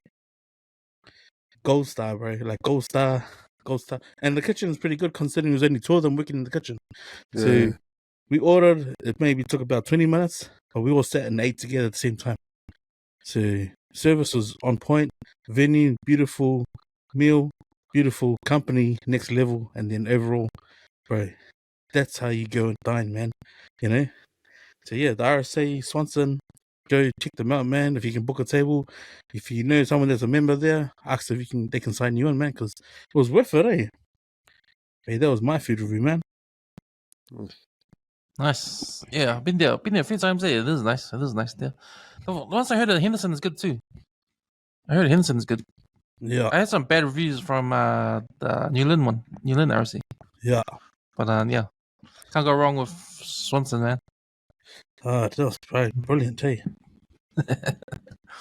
I'll just do a food review of the catering that I had at the wedding yesterday. So I know it was catered by the resort we're at, the wedding venue. So the wedding venue was at Ridges Formosa Golf Resort up in Maraetai. And what I had was smokeswood, so I didn't get all of it, eh? I tried to get everything on the plates, but I didn't even finish all of it because Oh wow. I was going hard on the ones that I liked. So all I went hard on was the pork belly, because they had beef. The first tray was just steamed vegetables, right? Steamed vegetables. Then you had the potatoes. Then you had beef with gravy on it, and then you had sliced pork belly, with some sauce on it, barbecue sauce or whatever it was. And then, but the ultimate one, man, I went for gold on, was the tray of salmon. Like the bones all gone, man. Full salmon, no bones, man. So grab a scoop and just scoop that out, man. Scoop that out, put on your plate, man. That's what I did. Made a mountain of salmon on my plate next to my pork belly and beef. Oh, But nice. but when I say slices of beef, I mean slices of beef. Every slice was the same size. You know, pork belly, slices of pork belly. Every slice was the same size. You know, but man, and I found that it's simple. It was Yeah. simple. I mean, the menu was simple. It was just a simple menu, you know, but it was quality. It was quality cuts, right? And the taste was beautiful. Especially salmon, man. Ah, that was nice. Salmon was mean. But you can get your fancy plates and that and other weddings you go to. But this goes to show it doesn't have to be fancy, man. It just needs to be good quality. You know, I'm just describing basic meats and veggies on your plate, right? Yeah. Potatoes, but and you'll think in your mind, oh, is that all? Everyone has that kind of food on your plate. You know, it's not fancy. It doesn't sound fancy, but it's simple. Simple menu, and that's all you need, and it tastes beautiful. Yeah, you're right, So- everyone. I 100% agree with that. Hey, there's no point trying to decorate the plate with all this fancy shit if you can't even cook something so simple way. Man, Yeah, man. I was getting hungry just hearing you talk about that. It was like, oh, So 5 out of 5, man. 5 out of 5. man. Keep it simple. Keep it simple. Keep it simple. But it has to taste nice. That's the thing. It has to be quality. It can be simple, but quality. Ooh, so if you put $1 value on what you think you ate when you ate all the starters and then you got into the salmon, how much do you reckon you would have spent at a restaurant? Oh man, that would have been 35 to 50. Ooh. I think, yeah, 35 to 50. But that's it, man. Establishments just need to be simple. Be simple, man. Make sure it's hot. And it's just done. Yeah, man. Just like little things, like just little details, or just little, like even ambience. Like ambience goes a long way for me. Like if this, like we went to like the burger club. Right, just being in there and then how moody the lady was. I was like, oh, that is how the stars go down, right? Just grumpy for nothing, man. You didn't like your job. So, boys, shall we go into what have we been watching? I'll go with you, Yush. How's the welcome to Rexford coming along? The Wrexham. Yeah, I can't remember where I was up to with that, but I think they won. You said they won. Yeah. I shared that, eh? Yeah. Yeah. Nah, yeah. So I finished the Wrexham because so I have to wait till like next season for them to have the new episodes. So I moved on. Been watching because my girls have been getting into T-ball. I've been trying to learn about that. So I've been watching this thing called The Captain. It's Derek Jeter. He used to play for the Yankees. And so yeah, I'm getting into baseball, like learning because I've never really been into it, to be honest. Yeah. I watch like highlights and things like that, but yeah, like learning the positions and like a bit of strategy and things like that. Because there's a guy at work who played softball as well, so I ask him questions. But yeah, the captain, it's called The Captain, Derek Jeter. I've watched like 4 episodes. Yeah, my wife's into it too, so I've been really enjoying it. It's like I didn't realize how good he was. Because, like I said, I didn't follow baseball too closely, but he's won like 4 championships already, and it's not even through like all the episodes yet. We've only watched like 4, so I don't know him anymore. I don't know his story like too. I just know he was one of the greats. But it was really interesting, because there's another guy, A-Rod, Alex Rodriguez, where I'm up to, and he's like MVP and stuff. And I sort of thought of him like as like in basketball, because I know basketball a lot more than the sport, obviously, but he got like MVP and he's got mad stats and stuff like that. But Derek Jeter's like, yeah, but we win, like, like he wins championships, so he's like a really good team player and like a real like closer. Like he makes big plays at like clutch times, whether it's like fielding because he's shortstop, he's a mad fielder, and then like he's hit some like big runs, home runs, like clutch situations. Yeah, so it's pretty cool. I rated A, The Captain, Derek Jeter. So we're gonna get our kids Jeter shirts now. And Wrexham, we're gonna get some Wrexham shirts too. So the Disney and Netflix are getting us, man. They're getting us with their marketing. Definitely Wrexham and Derek Jeter fans now. Yeah, I first came across Derek Jeter when I listened to the Michael Rappaport podcast. yeah, yeah.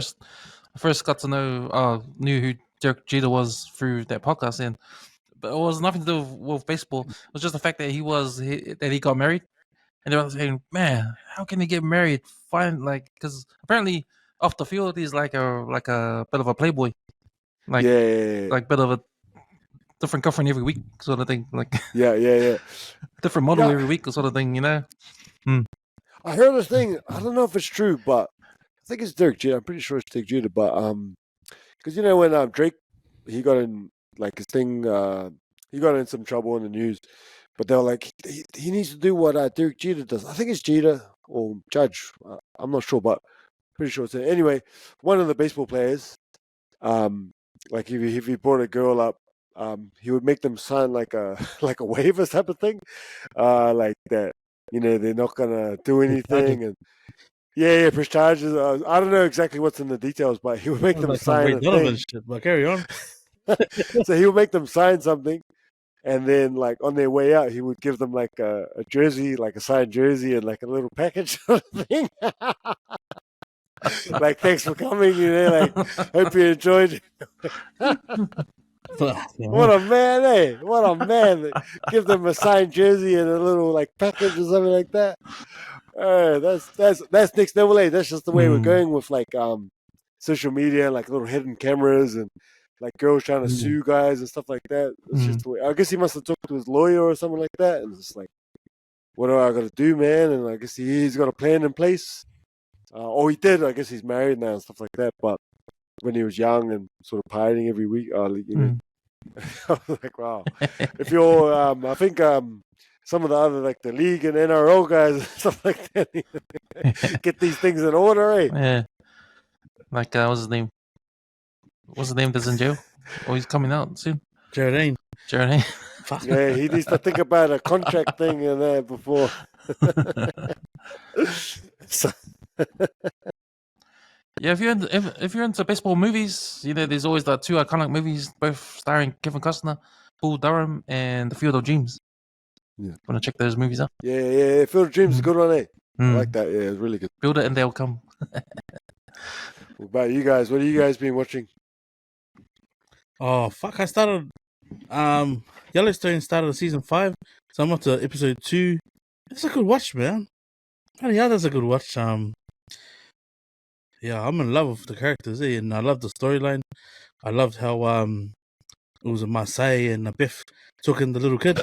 He's now like he was Toby, but because Kevin Costner's been away trying to run for governor and stuff, now he is the governor of Montana. Like he goes back to the ranch and he sees the Takamagi de la Porta dude's contour. So it's been cool, man. I mean, just when he thought like the like you know there weren't any twists and turns. Yeah, just seeing how the first episode, like the first episode of the season break, I was like, damn, like it's interesting, you know. So I'm looking forward to the rest of it. Just as well, I didn't watch the whole of it in Melbourne. You know what I mean? Because I was gonna. So like you know, it's sort of like it's sort of fitted for me. And like by Tuesday now, I'm like I watch it at like 12 in the morning. Like you know, I didn't try and watch it with the kids watching because of some of the you know the language and then some of the scenes. I've been watching my YouTube ones as well. Cooking with Rona, the Samoan family, chef and his wife. Yeah, they're doing well, man. I love how this guy just ups and goes, because he's got a caravan, you know. So Thanksgiving, he pretty much just filled the caravan up, and then they've been camping. But yeah, when I was following that, I've been looking for a cameraman. I was being like, man, I should get one, like you know, just get one and then sell it on. But I watched the YouTube video of a couple who got engaged here, and then they came back for their 1-year anniversary, and they did like a trip of all of the country, starting from the Stewart Island. And what was pretty cool is that they had a tab of like they had on the bottom of the screen I think it was like $3,200, and that was to get their motorhome from crossing the from the South Island all the way up to the North Island, all the way up to Auckland, and then every time they filled up, it would like deduct the money. So it was just showing that. So, man, it's made me want to travel like the country. And if I'm not gonna go overseas or anything, like anywhere tropical, I was thinking, man, that would be cool, eh? But they were here for about 3 weeks though, so they were just trying to park up at all the 3 campsites throughout the country and stuff. So going from the west coast to the east coast. I did watch a movie, but I can't remember what. Oh, Home Alone. So it's December. Might as well get ready for Christmas. So it's funny, like Kita's been killing it for me because she's trying to play it. Then next minute I hear her kangulu, and then I'm like, you can't do that to the film, mate. Like, don't fall asleep during Home Alone. So we're up to Home Alone 2 now. But yeah, getting ready for the Christmas Eve watch movies. But yeah, that's what I'll be watching. You just reminded me, like the last. I went over to my wife's family this afternoon, and then just before this, and Home Alone 2 was on. But like, I swear, like the last 3 years, like there's some time when I go there and Home Alone 2's on. So like every year we watch Home Alone 2, the one in New York. Yeah, and I love it. It's a good movie. Good film, bro. But I love the bit where they try to catch him in his apartment or whatever, and oh man, yeah, he's crack up. It's a good laugh. I laughed every year. I laugh every year. The one you guys just throw it on your camera, and I swear, won't bother you ever again. You start throwing the bricks. Oh no, yeah, that's at the end. Yeah. Oh no, when they try to sneak in the room and catch him, like because they know he's a fraud, and he's like, he plays a video back and stuff. Oh, like that. It's crack up. I recommend it. It's good. Yeah, it's a good Christmas movie. Yeah. Okay, here's a quick fire for you guys. Your top 3 Christmas movies. I'll start first so you guys can think about it. My top 3. 3 will be Gremlins. 2 will be Will Ferrell and Elf. And 1 will be Die Hard. Ooh, this Christmas, eh? Top 3 Christmas movies. Oh, you go, Yush. You caught me off guard, deals. Top 3 Christmas movies. At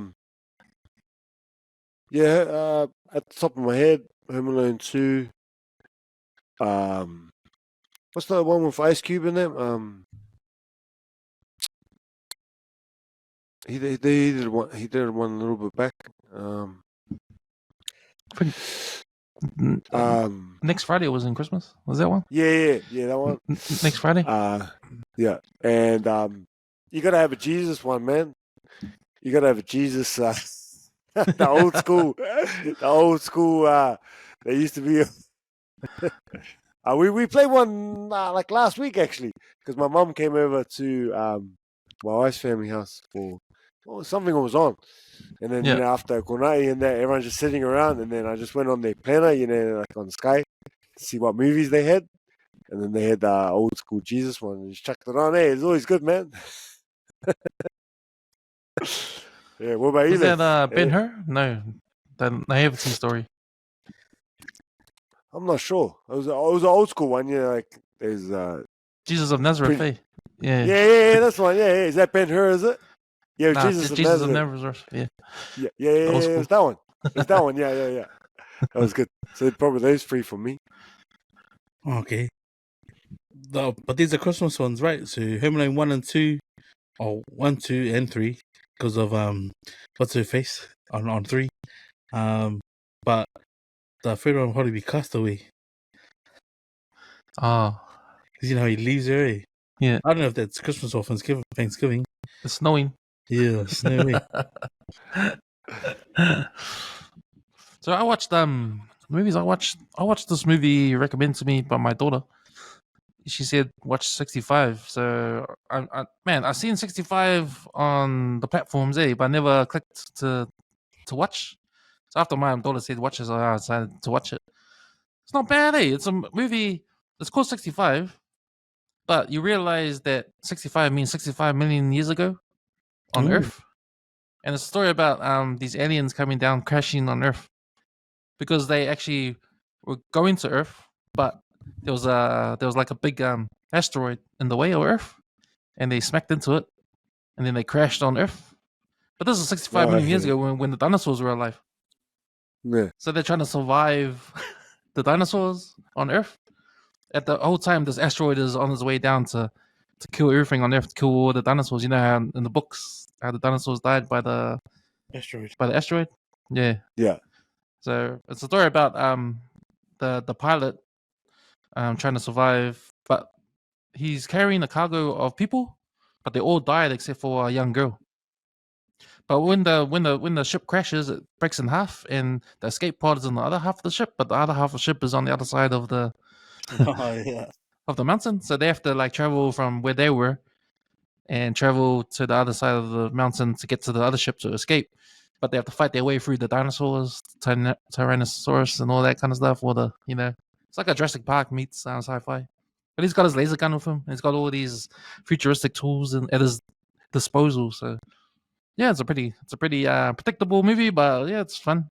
It's fun. I didn't really I didn't think it was the production value is pretty good. The special effects are pretty good, so it's not a cheap movie, But it stars Adam Driver. He's the main actor. So I'll give it maybe 3 out of 5. Yep. So I watched that, and I watched another movie it's on Netflix. It's called The Professor and the Madman. Apparently, it is a true story. It stars Mel Gibson and Sean Penn, and it's based in England in the 1870s. The story is about the Oxford Dictionary. So it's all about the beginning of the Oxford Dictionary and how Mel Gibson, he's like a professor with no education, but he knows everything. He's like a self-taught, educated man. And Oxford University assigns him the job to create an English dictionary. Oh wow! So his job is to get every single word there is in the whole English language, put it together, and make up a dictionary. And this is the first. Yeah, this is the beginning of the Oxford Dictionary. So it's called the Madman and the Professor and the Madman. Oh, right? That sounds pretty cool. I like that sort of stuff. Yeah. Yeah. So he that's his job, and he reckons it will take 5 years to complete. Yeah. But in history tells us it actually took 70 years for them to complete. But the story is around him, Mel Gibson, beginning this project. But at the same time, Sean Penn, he plays an American citizen in London who gets put in prison for murder because he's a crazy person. I think he was in the American Civil War, and he became rich out of it. So he traveled to England, and he's like a schizophrenic kind of guy, and he killed someone thinking that he was someone else, but he realized it was a different person that he killed, and he got arrested, went to trial, and he tried to plead insanity, but they said, nah, you're going to normal prison. So they sent him to prison. But during prison, he finds the news article about the Mel Gibson trying to start the Oxford Dictionary, and because he likes reading books, he helps out. He sends Mel Gibson some words and meaning of words because the thing is with the Oxford Dictionary, what he has to do is to start with A. So start with the letter A and but to get every single word, you need to know the history of every single word, where it started from and where it came from. That's how they put it in the dictionary. So you can't just say every single word in the English language needs to have a history.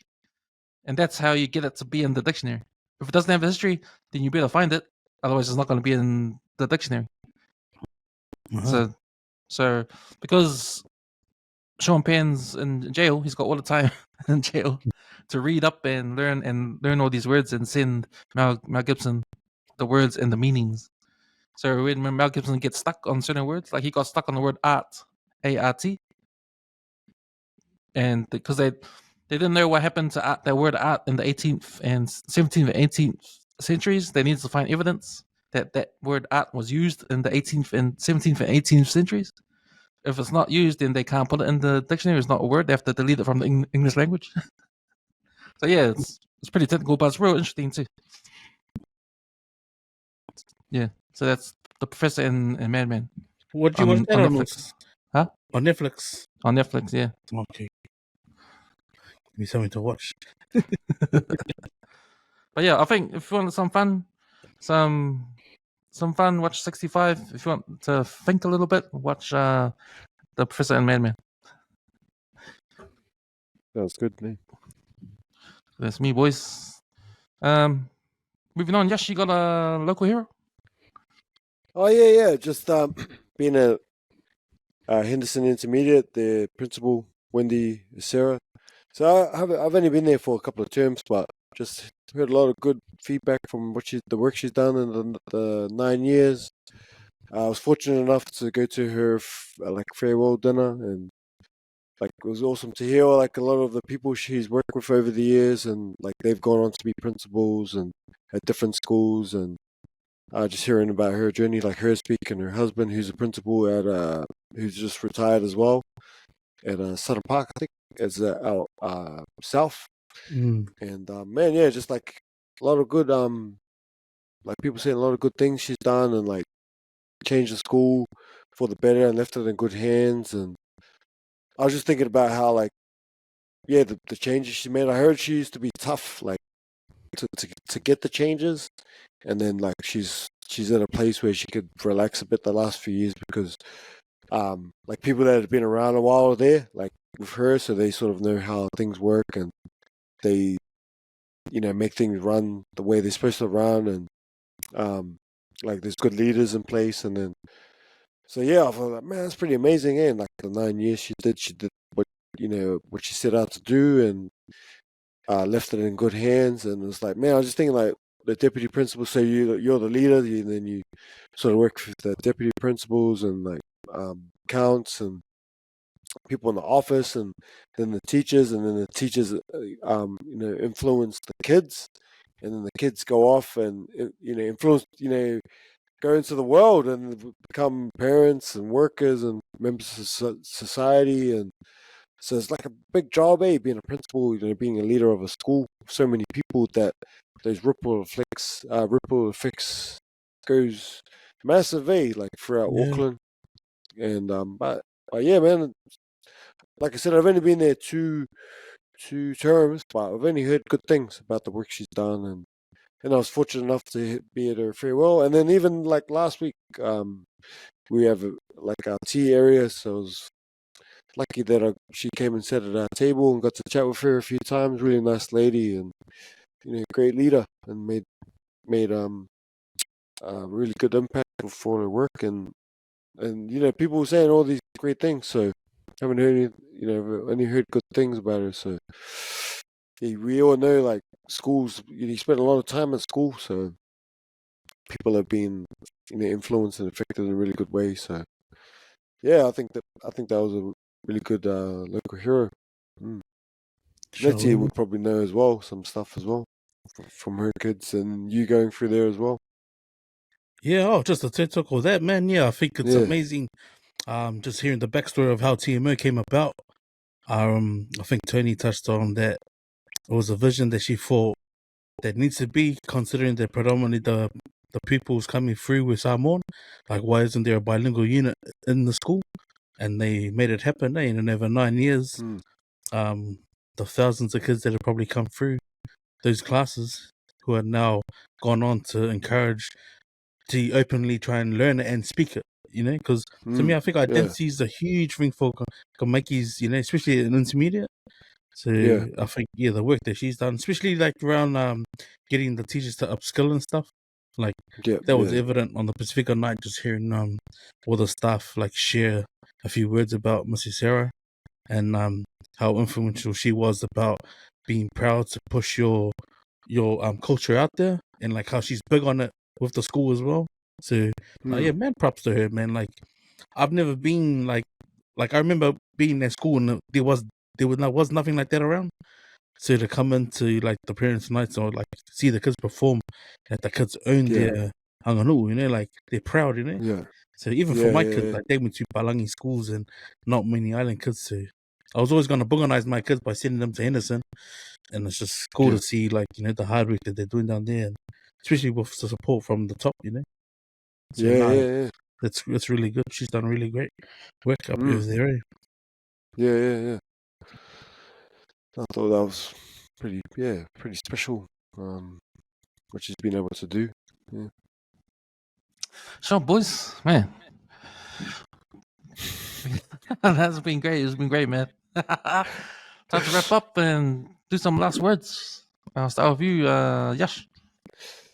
Yeah, I think this week has been a really good week. And then, as I've mentioned before, but I was just thinking, like, because today was best, like, my wife and them, they went to their church. I went to my church, and then, like, came home and just, like, did some washing and just, I have, like, a little ice bath, like, cleaned that, re-topped up, and just topped the water up, and just did a few different things there. I was just thinking, like, how important it is, like, pouring into other people, but then also, like, making sure you pour into yourself. Like, so I feel, like, really invigorated from today, from just doing a lot of my own stuff.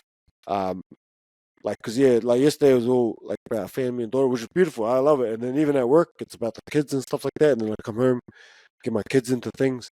So I've been like wasted the last maybe month. I've been really tired, but you just gotta like make time. Oh yeah, I had a little workout this morning as well, and just like stuff that I like to do, because it's usually like like for other people, like with the kids and the wife and work. It's for the kids at work. And so yeah, just for those listeners, like if you're feeling tired like I am, like today I feel like I got a lot of energy out just from doing some things that I enjoy. So make sure you do things you enjoy and fill your own cup up. And like now I feel more ready to like go into the week. Like we had a good sleep in too, because it was pretty full on the last 2 days. Like stayed till about 9 or something like that. And yeah, it felt real good. Then got a workout in, went to church, and then just like tidying up, like sorting out for the week. Like that was like felt good. So yeah, I guess that is my encouraging words. Just make sure you find some time to do stuff. Like even like now it's like, well, because I wasn't sure if I was jumping on. I was like, nah, I need to jump on because it like sort of fills my cup doing this as well. Yeah, so make sure you find some time for yourself and do some things you enjoy. Those would be my last words. Shockers. Yeah. Man, nah. My last words. Just wanted to like officially acknowledge my sister-in-law coming over at such short notice. Like, I'm always big on timing, man. And like before the nephew had to hand in his passport to the church that he could come over, like this was the only window available. And so shout out to my brother Salusi, or my brother-in-law Salusi, who let them just come like this week. It's such short notice, and that we got to spend that time with him. Like we had him for his 20th. It was just lovely just to have him before he goes on. He gets set apart for his mission. But yeah, my last words is just time factor. Like, use it wisely, man. Like a lot of people tend to just go with the flow, go with the emotions. And what surprises me is that my nephew was big on like saying to us, "Remember, fams, when I come back, they'd be in the same spot, like they'd be in the same position. They'd be telling me that you were doing something, then you haven't done it." But yeah, for him to say that goes to show like how much he's looking forward to going to seek the world in Ghana. So yeah, my final words is imagine all the past versions of yourself standing right in front of you, and they're smiling, looking back at you. They are so proud of you. So look in the mirror, man. Have a hard reflect. Life's beautiful, man. And shout out to Cams, bro, with the hard work you pour into the network and all the stuff you're putting out online. Doesn't go unnoticed, man. If Spotify can give you a little highlights reel and tell you how much the network's growing, and especially the episodes. So, man, it's been a blessing, and it's been a beautiful ride, man. I can't wait to hopefully hear from Jason Sati in the next few days. And shout out to that guy with the King of the Ring last night. It was an awesome show. Yeah, you can find it on Duke and TVNZ, so you can watch the last fight back. So yeah, you know what it is. Nice, Usos. Yeah, my last words. Kind of backtracking something that you told me on your appearance on the podcast, Yash. Your recent one, and I was just thinking about, because I did those episodes on Back on 135 this week, and I got some more booked for next week. And just what you said, like how I don't have really much time to concentrate on the craft, if you know what I mean. I'm just too busy putting stuff up and editing and just getting the episodes done and putting them up online. Haven't really had time to like look at the whole big picture, especially the craft of having a chat with someone or having a conversation. So I'm just been thinking about how I can do better at doing that, and I think I think you gotta step back and just look at, okay, how can I do better? Because it's always a learning experience, and I know I always say you're learning every day. There's no day when you're expert. There's always something to learn, and you can't forget that. And so I just need to take a step back and think, okay, I can do all this easy off the back of my hand, but what other stuff I can't do? Like, I need to work on those, and you can't do it without putting in the work. So I got to start putting in the work. Otherwise, I've just been doing the same old shit, So you got to improve, man. And I know that now. I know that, and I just got to think about how I approach having a conversation now, like getting deep into the style. Yeah, I think I developed my style, but I think it needs to be just fine tune it. Fine tune it, make it better. Yeah. So I'm in the process of doing that. I've been reading some stuff and looking up stuff, and that's been good. It's been good actually. Doing that, just recognizing it, acknowledging it, and going into it and trying to find out stuff because I'm learning again, and it feels good. It was good feels to good. hear. So I can't wait to implement it. Learn, eh? Yeah. But it's learning and then implementing it, implementing what you learned is the best part of the process, huh? Yeah. So I got to get back to doing that, getting that process because it'll make me happier. I'm happy now, but it'll make me even more happier. Yeah. So those are my last words. Yeah, man. Exciting. So let's maybe think about next year for the back on 5. I'm gonna do next year. I got big plans, man. I think there's a big improvement needs to be done in my mind. And I think people don't think that. They just think it's the same old. But I've got to the point where I've reached a certain space here. I just need to look at elevating it some more. So yeah, I've got some plans. I got some big plans in 2024. Nice, awesome to hear. Yeah. The universe is the ceiling, bro. Smash it, us. Yeah, man. Yeah. So yeah, man. Thanks, boys, for coming on again. It's been a pleasure. Always been a pleasure. Talk to you guys every week on Empty Out the Clip. Hope you guys have a good week and stay safe, man. And let's get the fuck out of here. Nice.